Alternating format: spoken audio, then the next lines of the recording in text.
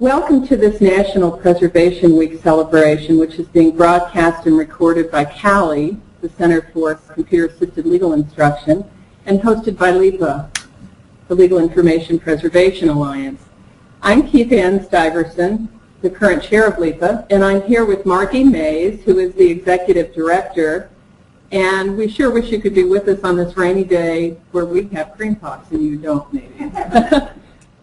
I wanted to say a few words about LIPA's history. It's a non-profit 501c3 organization. We have 83 member libraries who are working on projects to preserve print and electronic legal information. LIPA hopes to help libraries work collaboratively on preservation projects at low cost, preferably, and take advantage of partnerships that we help create.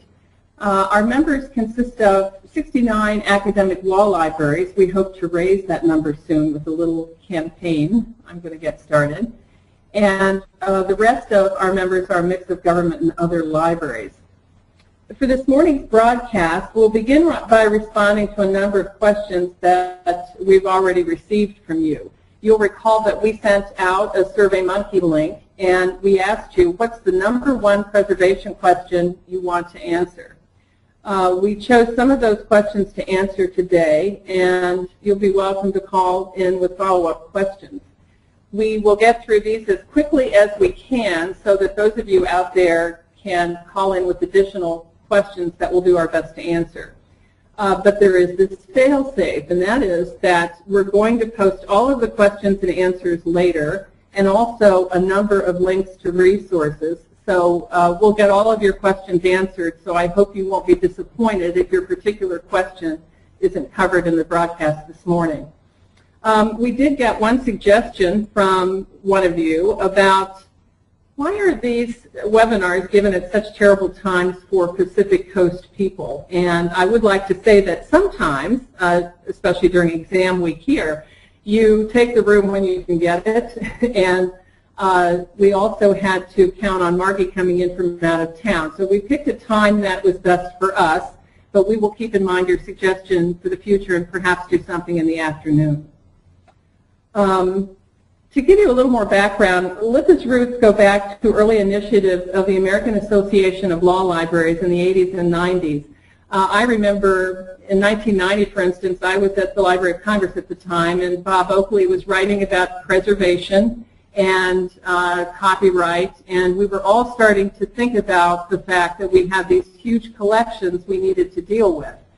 Law libraries have special problems because we have these huge serial collections that never seem to end, and yet we also have everything available electronically. So our challenges are, to me, even worse than lucky libraries who are dealing with monographs mainly. In March of 2003, there was a conference at Georgetown Law Center that you might remember, co-sponsored by AALL and entitled Preserving Legal Information for the 21st Century Toward a National Agenda. And participants decided to establish LIPA as an organization that would provide a framework for creating solutions to preservation problems. And since 2008, we've been fortunate to have Margie Maes as the executive director, and she is guiding the implementation of the strategic plans we adopted, excuse me, that we adopted last year. LIPA's website is hosted by AALL, and we're in the process of building it to provide more useful resources for our members. That said, our executive director is a half-time employee, and we are relying on LIPA committees to do most of the hardcore work. But Margie is our organizer, and she's been a wonderful help in keeping the board together about what our next steps are. Any suggestions you have for LIPA are welcome, and we're pleased to have this opportunity to talk with you today. It seemed a shame to miss the opportunity of doing something for National Preservation Week, and so we're real happy to be here with you. And now I'm going to turn it over to Margie, who might want to make a few preparatory remarks here before we get down to some of your questions. Thank you, Keith. I just want to thank the staff at Chicago Kent and the CALI organization for helping us to provide this celebration of Preservation Week. We're not the only organization providing educational opportunities and webinars and courses this week. ALA and the Library of Congress and a number of individual libraries around the country are also providing opportunities for librarians to learn more about preservation, and we're happy that we could participate in this and talk a little bit about our own experiences and about our organization and perhaps encourage you to become involved in it. As Keith mentioned, this is an organization that still is young and relies a lot on volunteer members.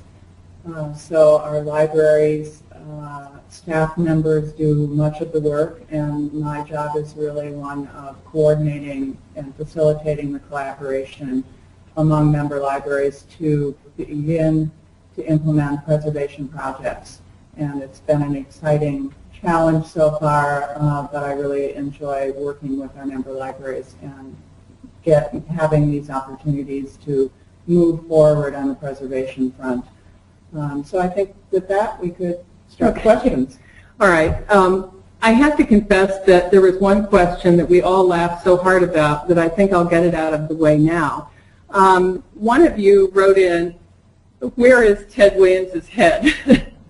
And Maribel Nash helped us this morning from the reference desk and got an answer. There's a Sports Illustrated article online she looked at, and as it turns out, Ted Williams' head and body were placed in separate containers in the Alcor Life Extension Foundation, a cryonics lab in Scottsdale, Arizona. Perhaps we'll list that link with our others. Thanks, Maribel. We're going to go on to the first question now. We tried to choose some questions that we could use to help people who are obviously not very aware of preservation issues and don't know how to get started, as well as answer things that some experts might already know about. So we realized we have a mixed audience, and we hope there'll be something valuable for all of you here. On the screen you'll see that one person said, all right, for print, how do we find out whether someone else is already working on a preservation of a particular title set or series? How do we avoid duplication of effort? And for digital material, the same. How to find out whether something has already been digitally preserved? Well, this is probably the number one question, because it would be easy to waste a lot of time. I know that some of you might feel as I do, oh golly, here's Kind Online doing this wonderful project that's already been done by somebody else. Why are we duplicating? Well, there is a good side to duplication, and that is we aren't relying just upon one source for an important title. But we do need to have some kind of an inventory to know what's already been done so that we don't waste time ourselves. We do have a LIPA print retention committee that has been recording print holdings on the LLMC website. I don't know if you know about that initiative.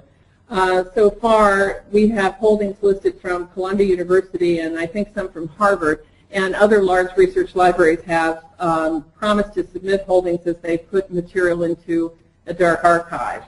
We'll send you links to these projects, which really are just getting started, but we'll give you some idea.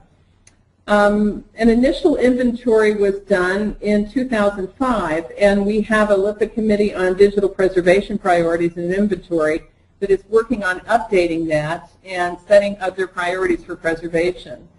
We also have a committee working to identify someone in each state to track that state's preservation efforts so that we'll have a place to check before starting a project.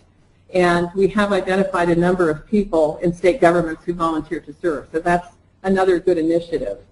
Do you want to add anything to that, Margie? Well, I would just mention this seems like a good point to mention the LIPA website, which, as Steve said earlier, is hosted by ALL on AllNet. And when we post our responses to the questions, we'll be sure to include a link to that. But on that website, there are lists of a number of digital initiatives and a number of state projects that are going on for preservation purposes. So that's at least one starting point to find out more about other projects that are already underway. was also going to mention LOCKS, which stands for Lots of Copies Keep Stuff Safe. That's an initiative to preserve digital material that involves both libraries and publishers of born digital stuff, so that after the fact, after the publisher is no longer there perhaps, there's a way for you to retrieve the material that you've purchased. I think I read that 400 or so publishers have contributed more than 2,700 titles to LOCKS, so that's another initiative. The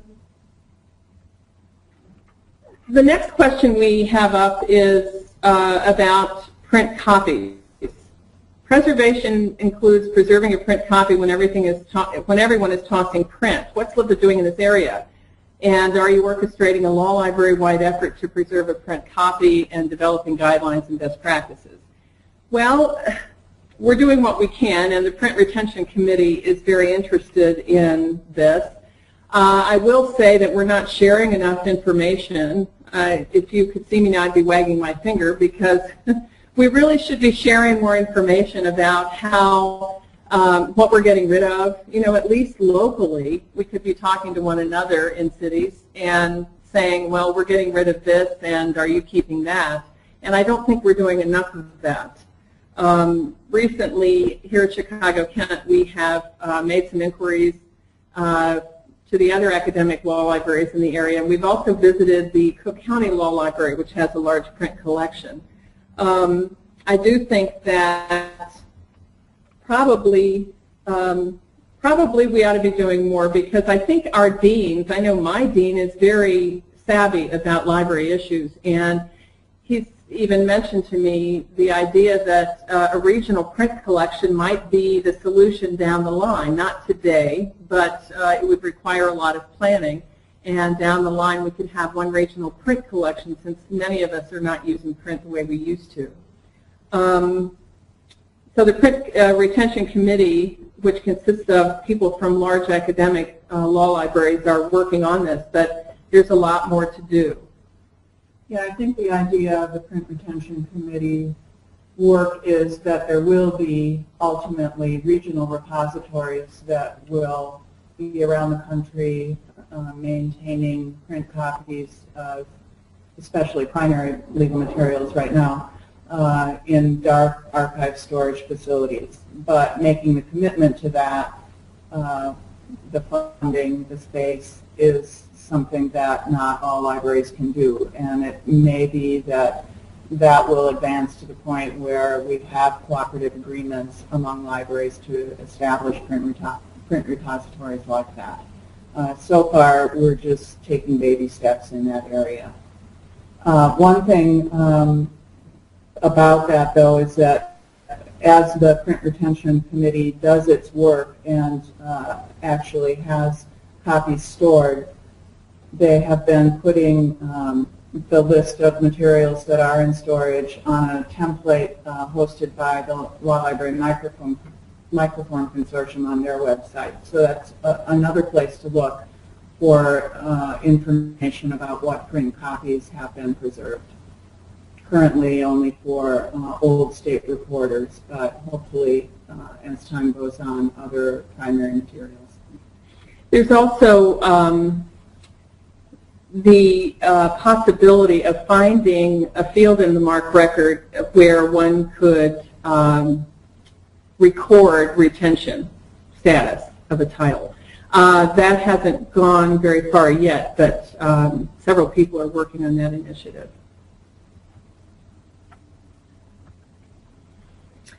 All right, the next question, how are institutions handling the preservation of their own digital documents from an institutional memory perspective? Well, it's all over the map on this one. I can tell you here at Chicago Kent, when I came, I had several big boxes. I had no idea what the stuff was, and yet I got a question once from the dean about when a particular action had taken place, and I started going through that box and finally found something on a telephone slip, if you can imagine. So I think that in large universities, probably, certainly in my experience in large universities, there are record retention schedules that universities adhere to, and they tell their departments and schools about.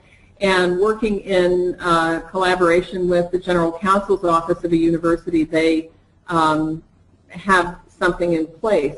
That's not true everywhere, and I think we're losing a lot, certainly now that email is the main way in which we make decisions and communicate them.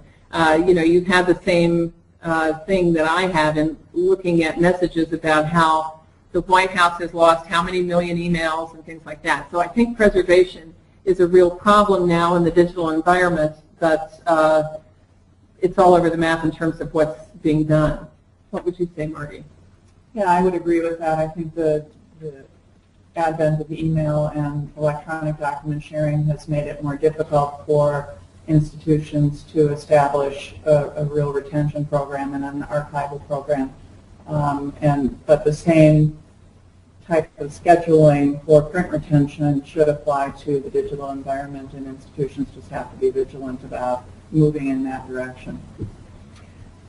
When I was at a law firm, we had a big knowledge management system. None of us were allowed to touch anything, of course.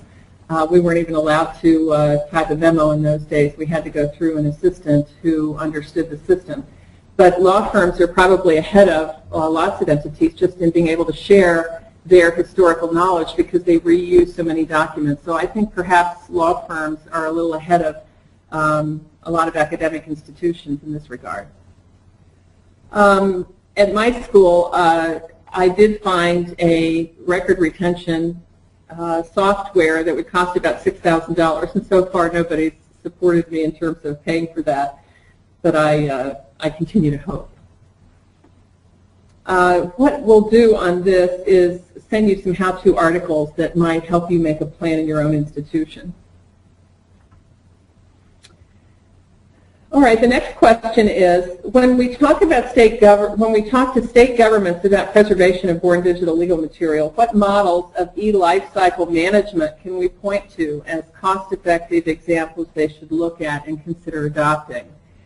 Well, luckily, a lot is going on at the state level. I just found out in preparing for today's broadcast that just a couple of days ago, they announced at the Library of Congress website, www.digitalpreservation.gov, we'll post that link. They announced that the National Conference of State Legislatures and the Minnesota Historical Society are partnering on a project called the Model Technological and Social Architecture for the Preservation of State Government Digital Information. They're trying to ensure that state legislative records will be trustworthy, complete, durable, and accessible over time, and include all of the versions. A new report has been released which is entitled Preserving Digital Legislative Records, and it provides options, advice, and some digital low-cost tools. I think there's a greater understanding than there used to be at the state level that there's a lot of work to be done. I remember Mary Alice Bache and I spoke to a group in Springfield, Illinois just a few years ago, and the information technology people were very, very smart about what needed to be done, and were looking for funding to be sure that they had stable environments for both born digital material and for print material, and that they were keeping a complete legacy record. So that's good. Also, there's an effort by the National Conference of Commissioners on Uniform State Laws, and they seek to provide a draft uniform law that will help state governments adopt practices that will ensure preservation of state records. The draft committee is headed by the Minnesota Reviser of Statutes, Michelle Timmons, and our own Barbara Bentliff is former president of ALL, is the reporter on the project. The latest draft is available on the ANCUSA website, and a first reading of the draft law will be this summer, this July, when they meet in Chicago. I've been fortunate to serve as an observer for ALL, and it's quite interesting to see all of these different officers from state governments talk about long-term preservation. And I must say, I think we've added a lot to the dialogue with them. There's also something called PEDALS, which stands for Persistent Digital Archives and Library Systems. It's a project funded by the Library of Congress National Digital Information Infrastructure and Preservation Program, or NDIP, and the Institute for Museum and Library Services. It seeks to provide some guidance for long-term preservation of foreign digital information, and there are a number of state members. Also, the National Institute of Standards and Technology has launched an effort to establish what they call a roadmap to digital preservation. That sounds hopeful, doesn't it?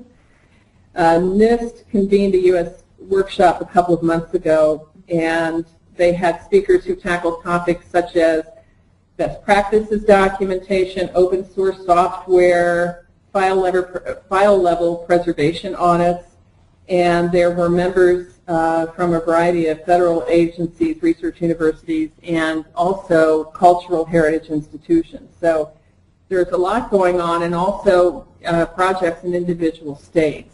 So I think it's more a matter of harnessing that information so that you have it in one place and can pass it on when you're talking with state government people.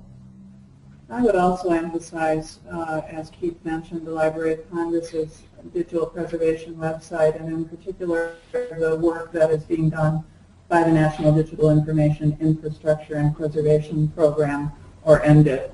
They have sponsored a number of multi-state preservation projects that are sort of pilots or meant to help establish frameworks for state governments, and in particular in response to this question about the e-life cycle, ways to preserve state government information and demonstration projects that will help develop best practices and guidelines for states as they go into this. And each one of the projects is approaching it a little bit differently. Each has a lead partner in a state. The Minnesota Historical Society is one of them, but there are several around the country working with multiple states and developing these demonstration projects and best practices. So there will be some guidance coming out of these projects, and all of that information is reported on the Library of Congress website in great detail. Really excellent work being done in the states, supported by the Library of Congress and the National Conference of State Legislatures. I want to mention, too, that when we talk about primary government information, of course, we're concerned about authentication of the material and trying to support government entities when, who are the originators of the material, so that there can be an authentication process. This isn't always possible, but we're still working on this in the hope that we'll be able to have legal documents that are authenticated by the originator of the material. And AALL has long been a supporter of this, and there's a huge report from a summit that we had a few years ago on the AALL website. All right, here's a good question. How can small libraries preserve digital resources without the funds, the equipment, or experienced personnel? Well, that's the $24,000 question, isn't it? In my case, here at a smaller school where we don't have a lot of money to spend on preservation, I would say start with something small that needs to be preserved and is important to your parent institution. And you can also, you can, by doing this, pick up supporters along the way. For instance, the development office here needed to find some documents, and I had them in a box, and we dug them out. And we also found a number of artifacts from former alumni events that we need to be able to consult and use again and display at special events. So I've got some support for preservation, not exactly in terms of money, but I have supporters in my institution who will help me make my case. There's also, I know that this particular question is about digital resources, but I would say keep your eyes open for possibilities of funding that perhaps you haven't thought about. In our case, we noticed that funds were available from our library consortium to digitize the material, and we wouldn't have to do the work ourselves. But if we supply the material and do the quality control needed on the project, we can digitize this material. And so it isn't going to cost us anything but a little time and our own materials. What else was I going to mention? Did you have another suggestion on that? I was just going to say that this is a case where LIPA's mission of collaboration for preservation projects is one that I would emphasize to help small libraries get started. Collaborate with another library in your community or another department in your institution. Gather as many groups together as you can to collaborate on a project and perhaps share some funding or apply for grant funding to get started. I think it seems daunting when you're on your own, but if you partner with other groups, libraries, institutions, I think it's possible to do something small and have it grow. Here's another question. More and more libraries are choosing access over ownership. What steps are we taking to ensure that access to critical information will be protected from catastrophic events? Well, a lot of organizations are protecting their data by keeping it in different places so that everything isn't in one place.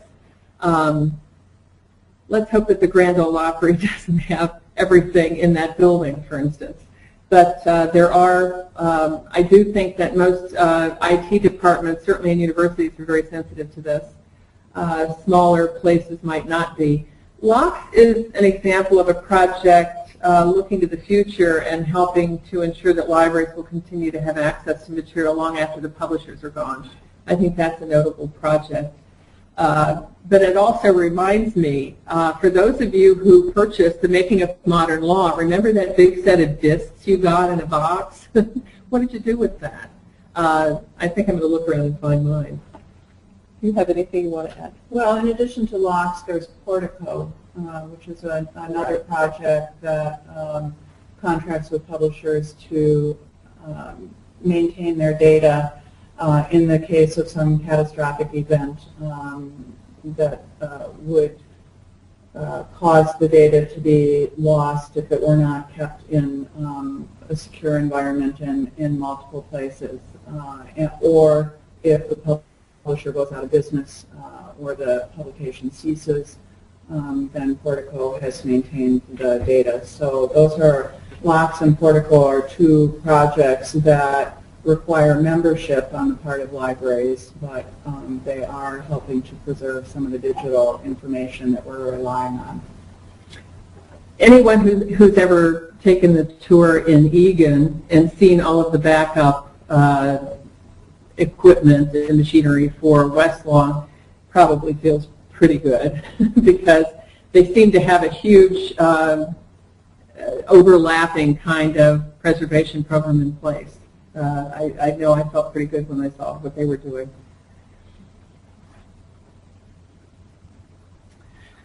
Here's a question. How can my company be more thoughtful and discerning about what documents they keep and what they throw out? We need a company-wide initiative on document retention. Well, isn't it the truth? One thing that I've done here with those boxes of material I couldn't really even identify. We have a graduate program in library and information science at Dominican University, and we have had several practicum students who have come in and they have some knowledge of archival work, and they've helped us organize some of this material that we're not sure what to do with. Again, it would be nice to have those record retention schedules that are often used in government and in universities to store material automatically. There's great software programs for this. But I would say, you know, again, start small. If you are in a company and you're noticing the material is just really deteriorating and no one is paying any attention to it, find the people most in charge of the situation and sensitize them. It certainly works to start small, I think. And if you're the one who is aware of all of this or aware of some of this, you can be the one to help educate all the people around you.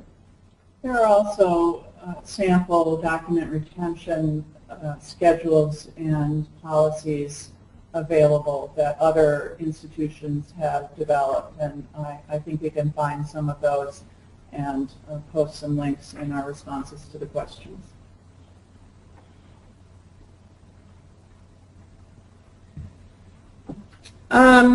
The next question is, how do libraries successfully integrate preservation into the workflow and into library priorities when there are seriously limited resources available for preservation? I think it's worth, again, you can eyeball your collection and really tell a lot that's going on, so that you can, just walking the stacks, you can see brittle books problems and deteriorating cover problems and things like that. It might be worth, depending on the size of your collection, of course, it might be worth doing a random sample and just seeing what you come up with to see if you really ought to be looking volume by volume. There's also the nightmare of that I encountered once, of a box of VHS tapes that I couldn't identify, and my assistant spent several hours looking at this material to decide if it was even worth keeping. You'd be surprised the special event you can find taped on some old piece of tape that's stuck in a box, and you could convert that to DVD at least. There's so many examples of this. I think in terms of integrating it into the workflow, that's just something you have to make part of somebody's job description. You can, insert that as an aspect of an acquisitions position, or perhaps a cataloging position, or even a reference position, that some form of preservation is a responsibility that has to be thought about on a regular basis and acted on. Even if it's only a small percentage of time devoted to it, it's at least a start. There's also a wonderful article on, it's on llrx.com by Sarah Rhodes, who has been instrumental in the success of the Chesapeake Project. It's called Preserving Born Digital Materials, Where to Start. And it discusses what to do about born digital stuff in such a way that she really has a gift for bringing things down to earth, and she points out that many times just the regular procedures we have in place, if we just think in terms of not being overwhelmed, she points out small steps that we can take to take care of born digital material. For instance, we have collection development policies, and the born digital material can be added to the collection development policy and preserved a variety of ways. Do you have anything else you want to add there? Okay. In light of the proposed changes in the ABA library standards, which academic law library directors can be certain their law schools will have the space and institutional commitment for long-term retention of print books? Not preserve, just retain even. I think a lot depends on the library space. For instance, we don't use our print law reviews here very much, but we have space for them. We have several more years of space for them, we think. So there isn't any rush to get rid of them.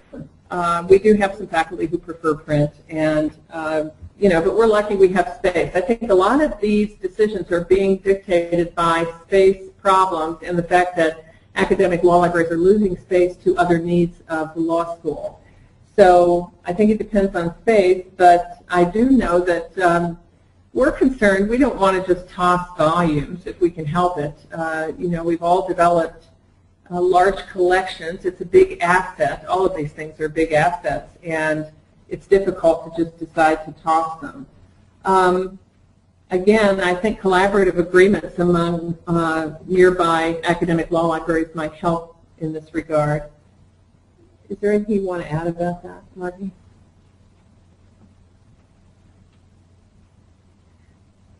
I think though you'll find that deans are generally more receptive to collaborative agreements among academic law libraries now, much more than they have been in the past.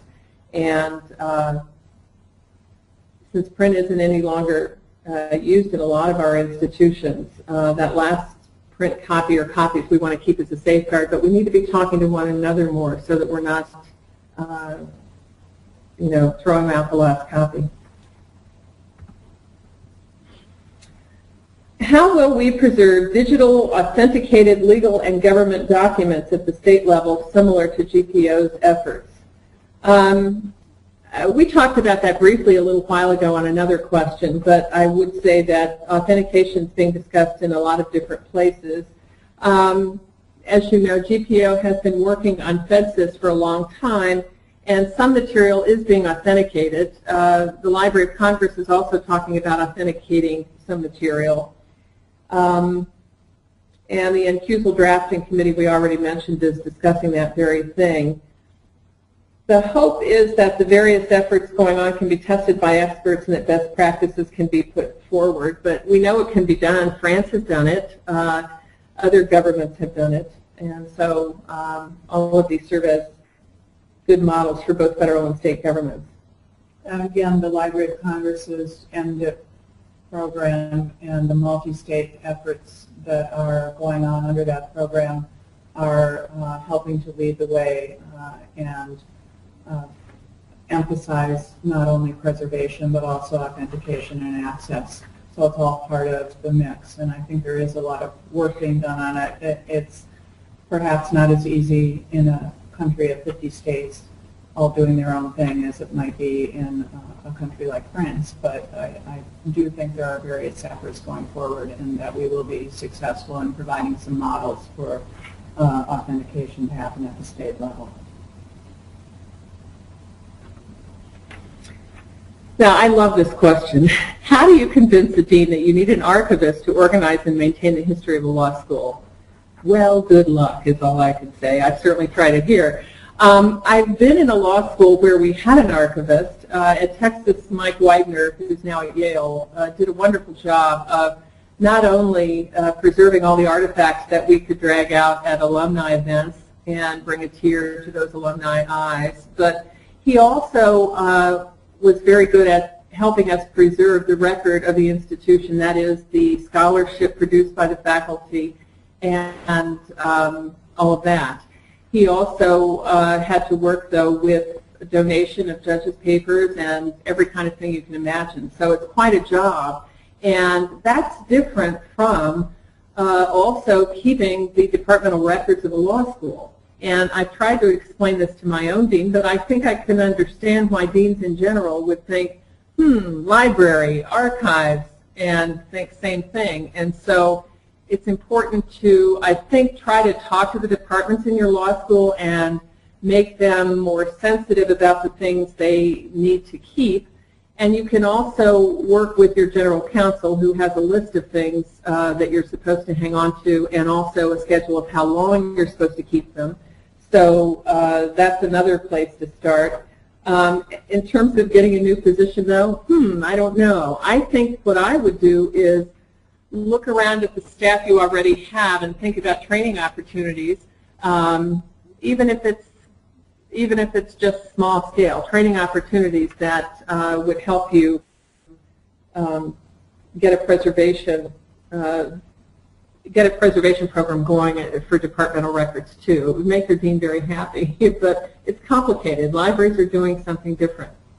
If you are in a university setting, though, you probably have university requirements for retaining departmental archives and maybe even in a university centralized archival department.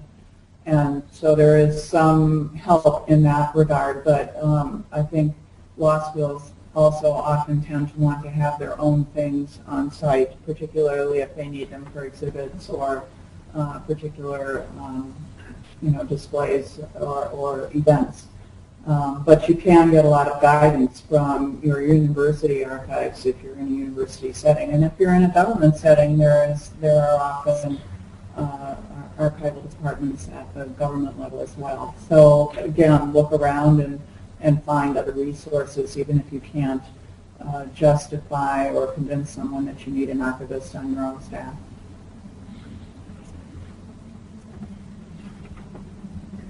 What happens to all of our digital materials when the power goes out? Is this not similar to when the Library of Alexandria burned? Well, luckily, it isn't. So electricity isn't really the deciding factor in preservation of digital materials. I mean, you might have a power outage when you're working on something and you'll lose it, but in general, storage is usually through magnetic tape backup, and it's on multiple servers. So loss of power doesn't really equate to loss of stored digital materials. But, you know, a preservation plan really has to attack the problem on all fronts, and certainly in LIPA we're aware that preservation concerns vary by institution and collection, and that all of us have to be doing a lot of different things to be sure that material is preserved. I think the statistic that shocked me the most recently was that of there was a recent report from the Chesapeake Project that indicated nearly 30% of the material, of the born digital material they had saved, was now suffering from link rot. That is to say, if they hadn't preserved this material, it would be gone. So I'm really, I think, most worried about born digital material myself, just because it seems to disappear so quickly. But you know, there are projects going on now to save things. For instance, many of you may know about the Cyber Cemetery and Kathy Hartman at the University of North Texas. So former government agencies that have disappeared, their websites have been preserved through the Cyber Cemetery. That's been really helpful. I think this question also speaks to the idea of a sustainable digital format, which is one of the things emphasized by the Durham statement on access to law journal materials. Just as an aside, LIPA is sponsoring a program at this summer's AALL conference on the Durham statement, and one of the issues that the speakers for the program have been discussing all year long is this whole idea of sustainable digital format and what that means. To some of our speakers, when the electricity goes out, that is a cause for concern. To others, we think that there are alternative ways of maintaining the information and recovering it when the electricity comes back on.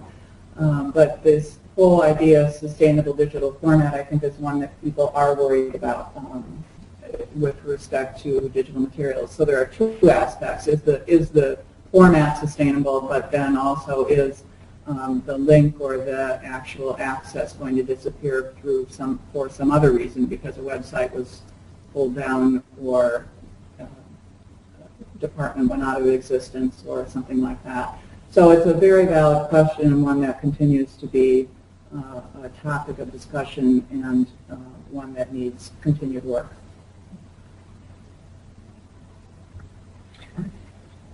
What are some efficient, cost-effective preservation methods for books? I know certainly the Library of Congress did a lot of early work years ago on brittle books programs, and lots of large-scale programs have been done to remove the acid content from books.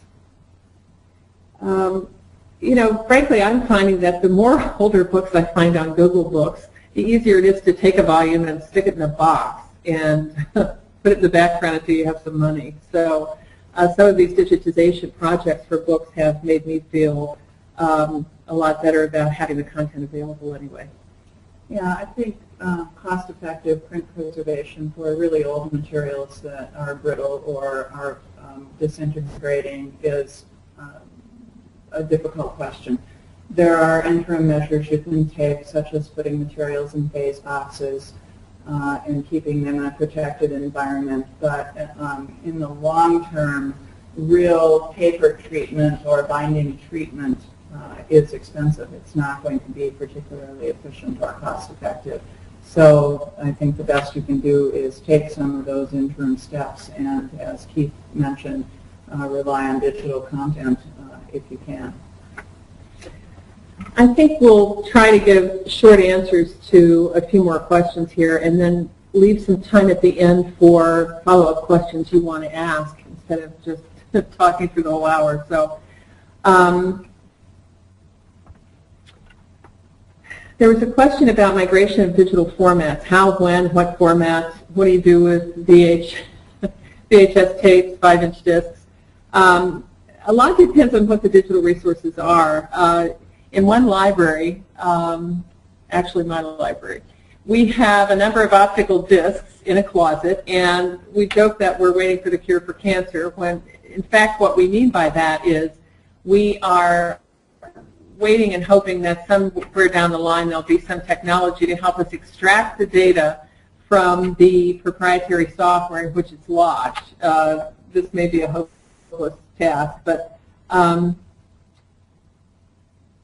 would say that if you own some digital material and you're the sole source, it might be worthwhile to look for a grant from an organization that would like to have the resource distributed to others. I mean, for instance, at the University of Texas, I remember the state library had a program for Texas treasures, and we digitized the Texas Constitution. It's quite an interesting project. The Texas copies were deteriorating, and we didn't want to hand them to people anymore, and we wanted all of them to be available. And we got money from the Texas State Library to digitize the material. We got equipment out of it, and it's also being, the migration from the older format is being done too. I mean, they're keeping track of this. But it was paid for by an outside contractor, so that was another kind of project. We're working on something to digitize the Illinois Register here, and again, it isn't costing us, but it's something that will be available to others. Did you want to add anything to that, Margie? Justification. Well, there's the one-word question, and I would say start with simple things. That's what we've done here. Use the occasions when you can't find material or you have a lot of difficulty finding something that somebody needs, and make the case for at least purchasing basic repair and preservation materials. And you can find supporters along the way, I'm sure you really can. Large universities have less to worry about because they usually have preservation programs in place in large collections. How are we going to handle continuous electronic publication? Will each version of a story be preserved or just the latest? Well, we all know, I think, that periodic backup isn't really sufficient to capture every single version of a work, but luckily storage of digital material is usually on a physical medium and on multiple servers. This issue comes up often when we talk with legislative IT professionals who want to ensure that they capture every version of a bill or statute. And we want to make others sensitive to this. Is there anything you want to add to that? No, I think there isn't a good answer. There isn't a good answer to that either. I think you're right. There's the difficulty of multiple versions of any kind of document, whether it's a bill or something else, is one that gives people pause when they're trying to plan these large-scale preservation and authentication projects, because what version is important to one person might not be important to another person, and yet there's a sense that if you don't preserve it all, you don't have the true historical record. So I think that's one of the great difficulties in some of these projects. A staff member here pointed out that sites like archive.org with its Wayback Machine is helpful. Of course, there's the Cyber Cemetery, but those are really only snapshots. Right, they're snapshots too, and historical versions really aren't being paid enough attention to. What direction are we as a membership going? What direction are we going to preserve our collections? If you're talking about LIPA, we're doing a lot of different things, and we're trying to attack preservation on a lot of different fronts. So I'm not sure if you mean as a LIPA member. We're also looking for opportunities to provide discounts for helping you with digital preservation projects. For instance, the OCLC initiative we recently backed. Did you want to mention anything else, Margie?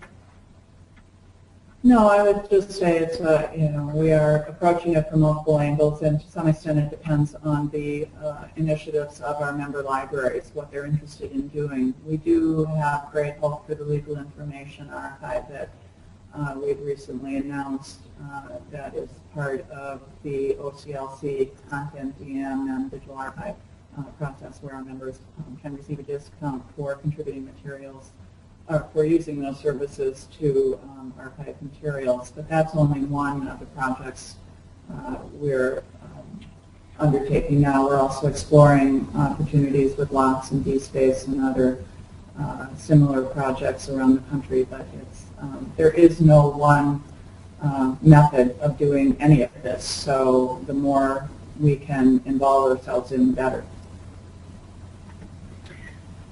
The last question we're going to tackle here just quickly is how to guarantee future access to our varied formats. Well, convert, convert, convert. I do think we probably haven't, all of us haven't had the opportunity to really look around at our material and think, gee, should we be converting that to a new format? I remember, golly, 25 years ago, when the life of an optical disc was supposed to be 30 years.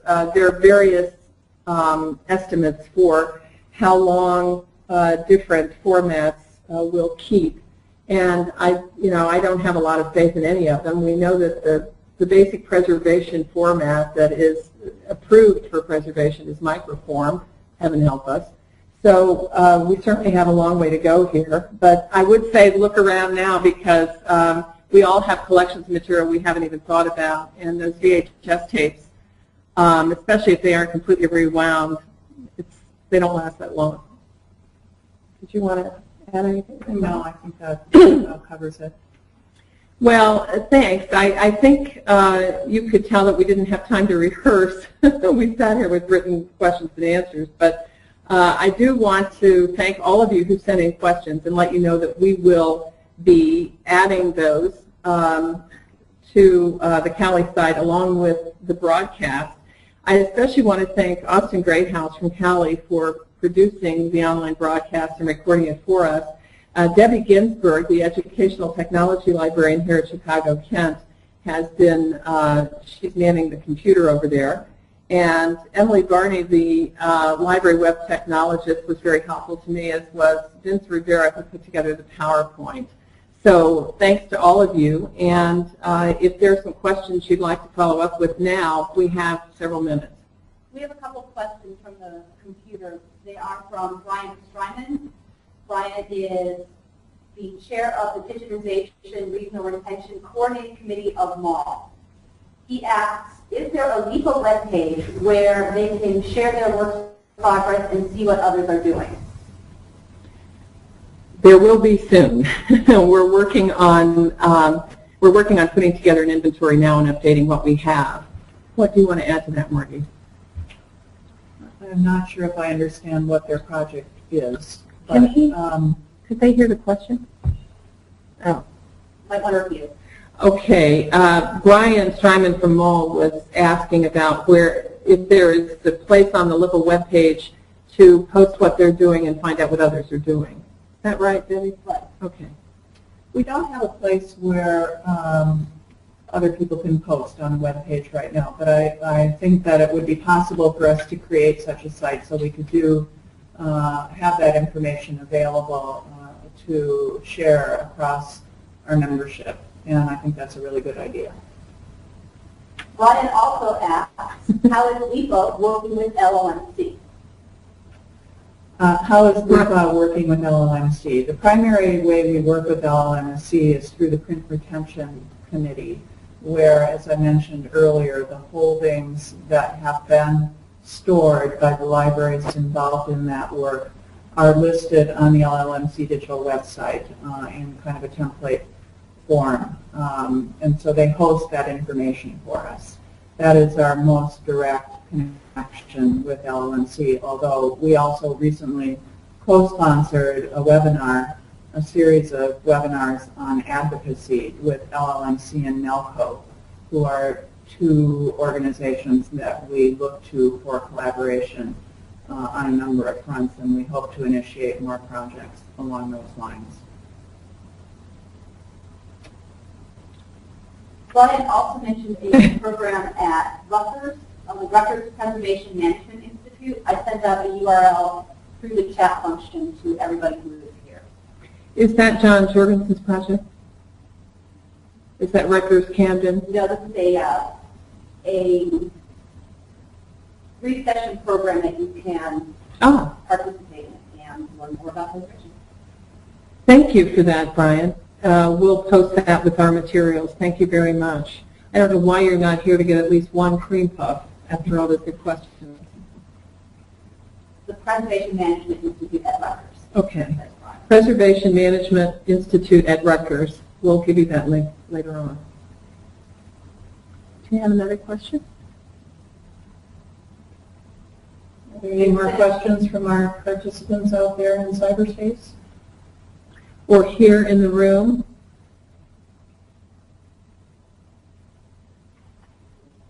What's going on in Delaware? How did they do that?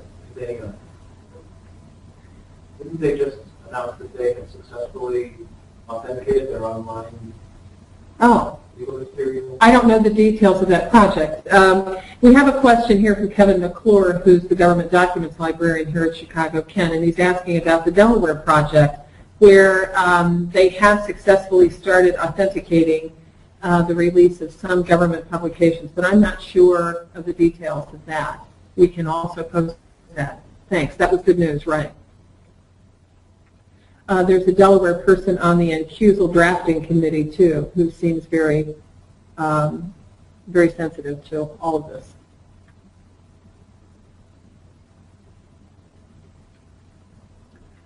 And what else?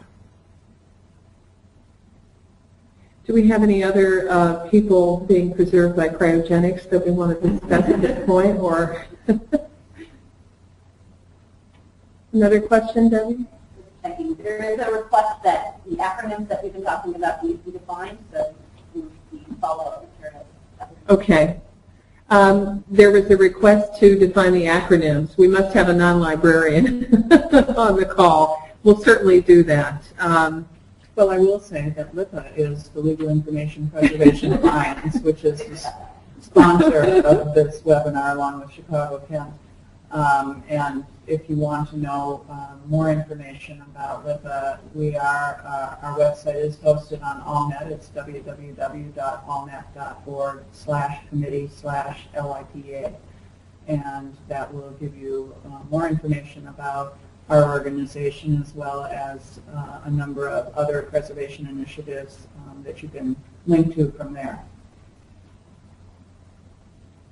What else do you have, Debbie? Pamela Burdett also seconds the program that Gladys recommended. All right, good. Didn't know about that. Well, we're nearing the bottom of the hour. We are. There are any other questions? Thank you so much for taking part in this, and we hope to answer all of your questions online very soon. I should have that done by, I would say, the middle of next week at the latest. And thank you for taking part in this today.